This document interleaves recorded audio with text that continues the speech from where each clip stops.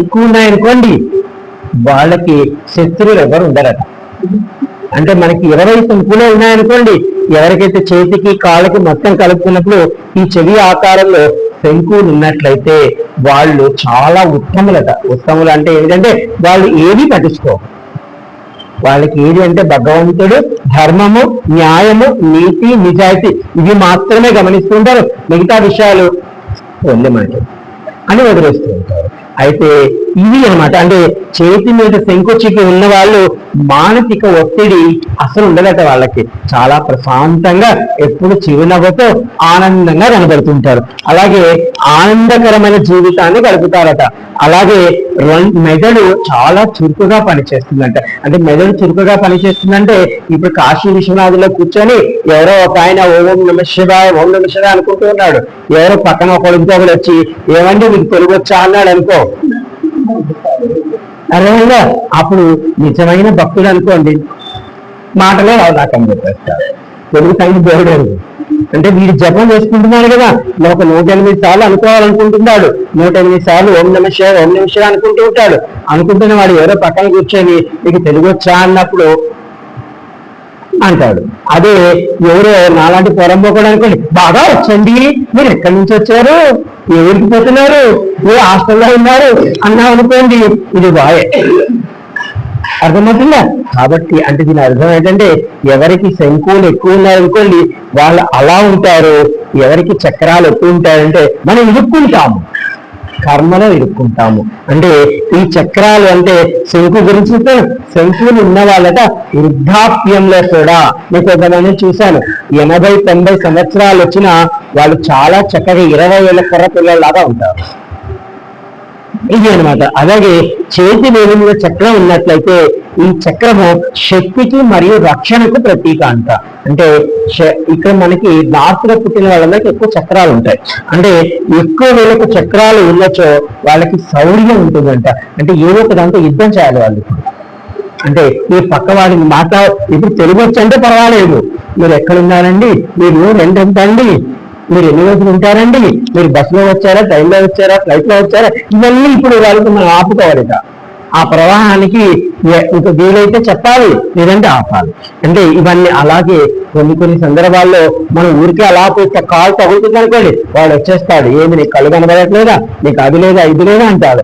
అప్పుడు మన వాడిని కొనైనా ఆగురైనా అనాలి. అంటే ఇవన్నీ మనకి ఈ చేతి వేళ్ళను బట్టి మనకు ఉన్నటువంటి ఇది వస్తుంది. అంటే ఈ శివశర్మ అనుకుంటున్నాడు ఎంత పుణ్యాత్ములో కదా, ద్వారకలో ఉన్నవాళ్ళు, ద్వారక వాసుల చేతులపై శంకు చక్రాలు, భుజాలపై కొంతమంది ఇప్పుడు మనకి చిన్నజీఆర్ స్వామీజీ ఉన్నారు కదా, ఈ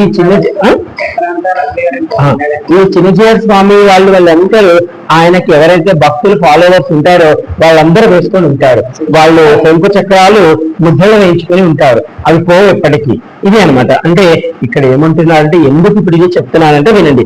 శంకు చక్రాలు అంటే శివశర్మ అనుకుంటున్నాడు, శివశర్మ ద్వారక ఉన్న వారి శంకు చక్రాలు భుజములపై ఉండుట వల్ల యమధర్మరాజు భయపడతాడు. ఓ వీళ్ళు విష్ణు ప్రియులు, వీళ్ళ దగ్గరికి మనం వెళ్ళాలి. ఇంకా ఉందండి విష్ణుప్రియులు అని హెచ్చరిస్తారు.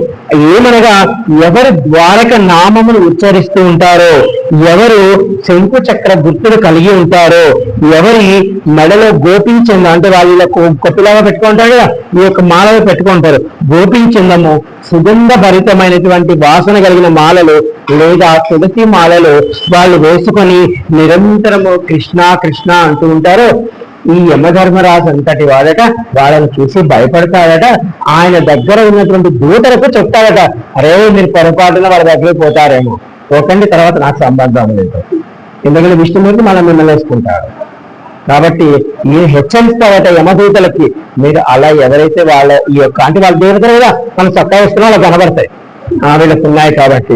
అంటే ఆయన ఎవరికి ఈ శంకు చక్రాలు లేదా నిరంతరం ద్వారక నామము, ద్వారకాధీశుని నామము లేదా తులసి మాలలో పెట్టుకుని మనకి ఒక ఆయన వచ్చాడు, ఆయన కొడుకు హరిద్ర వెళ్ళిపోయాడని చెప్పి అలా అనమాట. అయితే ఇలా ఈ యొక్క శివశర్మ ఇలా అనుకుంటున్నాడు, అది కదా ద్వారక, నేను పోతున్నా ఆ ద్వారకకి అని ఈయన ఆనందంతో పోతున్నాడు. ద్వారక ఎందు మరణించిన వారికి అంటే ఇక్కడ మళ్ళీ ఇంకొకటి గుర్తొచ్చింది ఆయనకి, ఎవరైతే ద్వారకలో మరణిస్తారో ఆ మరణించిన వారట వెంటనే 4 చేతులతో గొప్ప పీతాంబర వస్త్రాలు ధరించి ఒక దివ్యమైన విమానంలో వైకుంఠానికి వెళ్తారు. వైకుంఠానికి వెళ్ళి విష్ణుమూర్తితో హాయ్ బాగున్నారండి అంటారన్నమాట. అంటే విష్ణుమూర్తి దగ్గర వాళ్ళు సామీప్యము పొందుతారు. అంటే మళ్ళా వచ్చే జన్మలో ఏదో మంచి గొప్ప కార్యానికి వస్తారు. ఎవరు జన్మతః ఒకవేళ పుట్టినప్పటి నుంచి, ఇప్పుడు మనకి రాధాకృష్ణ హరే రాధాకృష్ణ ఒక చిన్న పిల్లవాడు, 6 ఏళ్ల పిల్లవాడు ఎంత బాగా చెప్తున్నాడో వాడు చూడండి, ఎంత అద్భుతమో. అంటే ఎవరు జన్మతః ద్వారకాధీశులు పరమ భక్తులు అవుతారో, నిరంతరము కృష్ణ సేవలో తరిస్తూ ఉంటారో, వీరట ఎన్ని లోకాలు ఉన్నాయో. అంటే మనం ఇప్పుడు చెప్పుకుంటాము శివశర్మ అనే అతను చనిపోయి ఎన్నో లోకాలకు వెళ్తారు కదా, వీళ్ళు అంటే మనం చెప్పుకున్న ఈ లోకాలన్నింటిపైన కైలాసం, ఇంకా కైలాసం కానీ ఇంకా చాలా లోకాలు ఉన్నాయి. ఈ కైలాసం తర్వాత ఇంకా లోకాలు, అవన్నీ దాటిపోయిన తర్వాత గోలోకం ఉంటుంది. ఆ గోలోకంలో రాధాకృష్ణుల దగ్గర ఉంటారు. అది ఎప్పటికీ శాశ్వతంగా ఉంటుంది ఆ లోకం. అంటే ఎవరు నిరంతరం కృష్ణనామం చేస్తూ ఉంటారో వాళ్ళనంటే ఆ పాపాలు కానీ కర్మలు కానీ ఏ దోషాలు పక్కడట. అంటే వీడు ఉన్నాడనే పాల్పోతారు. ఒకవేళ ఏదైనా దోషం వస్తున్నా కూడా మనం కూడా చూడండి, ఎవరో మంచి ధ్యానంలోనో లేకపోతే వాళ్ళని చూస్తే గంభీరంగా ఉన్నారనుకోండి, అమ్మ వీళ్ళు అడిగితే తన్నే తట్టున్నాడు కాబట్టి అనుకుని వెళ్ళిపోతారు. అంటే ఈ విధంగా శివశర్మ కృష్ణ భగవాని అనుగ్రహంతో జన్మాంతరము పట్టి పీడిస్తున్న అజ్ఞానం పోయి జ్ఞాన జ్యోతి దర్శనం కలుగుతుంది. ఆయన అనుకుంటున్నాడు, నేను ద్వారకకు వెళుతున్నాను. ద్వారక అంటే నా హృదయ ద్వారం తెరవబడుతుంది. నా హృదయ ద్వారం తెరవబడుతుందంటే అందులో ఉన్న భగవంతుడికి ఇచ్చేస్తాను. అంటే సాక్షాత్తు శ్రీరామచంద్ర పట్టాభిషేకం అయిన తర్వాత అందరికీ కానుకలు ఇచ్చాడు. అలాగే హనుమత్ కూడా ఇచ్చాడు. మీరెందుకు నాకు ఈ కానుకలు, నా హృదయంలో ఉన్నారు అని ఆయన 2 చీల్చి చూపి